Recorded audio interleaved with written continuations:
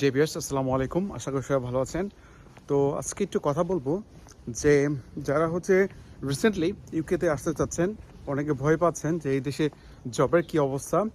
যারা মাস্টার্স প্রোগ্রামে এদেশে আসছে অথবা ব্যাচেলর প্রোগ্রামে আসছে, তারা জব পাচ্ছে কিনা, বা তারা সার্ভাইভ করতে পারতেছে কিনা, বা তারা টিউশন ফি ম্যানেজ করতে পারতেছে কিনা, এবং তার গ্লোসারি আইটেম থেকে শুরু করে টোটাল কেমন খরচ হয়। হ্যাঁ, একটু আজকে এই বিষয়টা নিয়ে একটু কথা বলবো।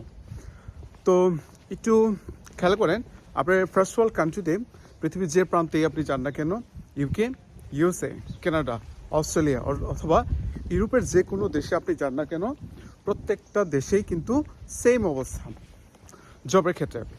জব এখন তাহলে কাদের জন্য, অর্থাৎ আপনি এখানে এসে জব কিভাবে খুঁজবেন বা আপনি জব পাবেন কিনা একটু কথা বলি।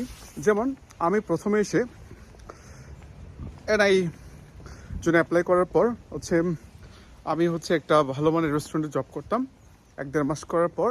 তারপর আমি একটা কোর্স করে আমি একটা স্কুলে জয়েন করি। যেহেতু আমার বাংলাদেশে একটা এক্সপিরিয়েন্স ছিল, আমি সাইপ্রাসে ছিলাম দীর্ঘদিন, তো সেই সুবাদে আমার এক্সপিরিয়েন্স পাশাপাশি আমার ইন্টারভিউ এবং আমার কোর্সের সার্টিফিকেট সহ আমি যখন সাবমিট করি, তারা আমাকে রিক্রুট করে।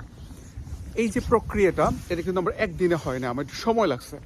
ওকে, সেকেন্ড অফ অল, আপনি যদি ইন্টারমিডিয়েট কমপ্লিট করে আসেন অথবা অনার্স কমপ্লিট করে মাস্টার্স প্রোগ্রামে চলে আসেন, বাট আপনি কোনো কাজ জানেন না, আপনি না জানেন কফি শপের কাজ, না জানেন অ্যাকাউন্টসের কাজ, না জানেন সুন্দর করে কমিউনিকেশন করতে পারেন, কোনো স্কিল আপনার নাই, তো সেক্ষেত্রে আপনার কে জব দিবে আপনাকে, আমি একটু বলেন।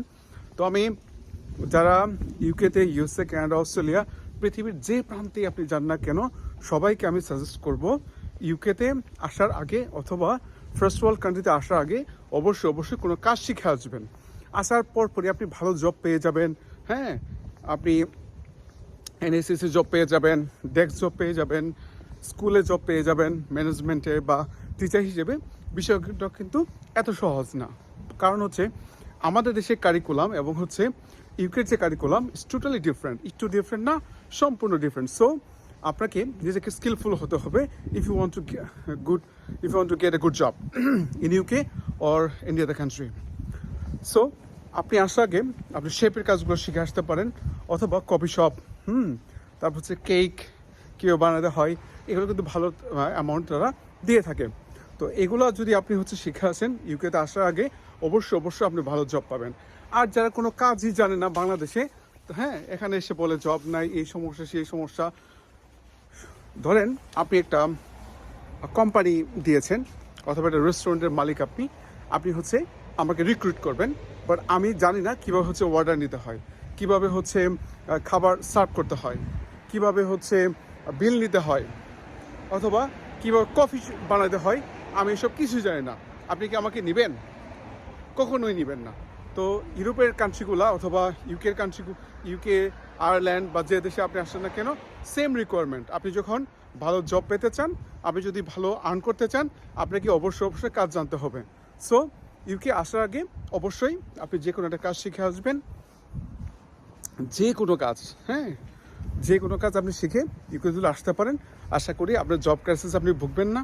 আপনি পার্ট টাইম জব করে ভালো একটা অ্যামাউন্ট আর্ন করতে পারবেন, আপনার টিউশন ফিও ম্যানেজ করতে পারবেন, পাশাপাশি কিছু সেভিংসও করতে পারবেন। Thank you very much. যদি এই বিষয়ে কোনো কোশ্চেন থাকে অবশ্যই কমেন্ট বক্সে আমাকে জানাবেন। আর যদি ভিসা প্রসেসিং নিয়ে কারো কোনো হেল্প লাগে আমাকে বলবেন, আমি আমার জায়গা থেকে সর্বোচ্চ চেষ্টা করব। Thank you very much watching this video and bye by.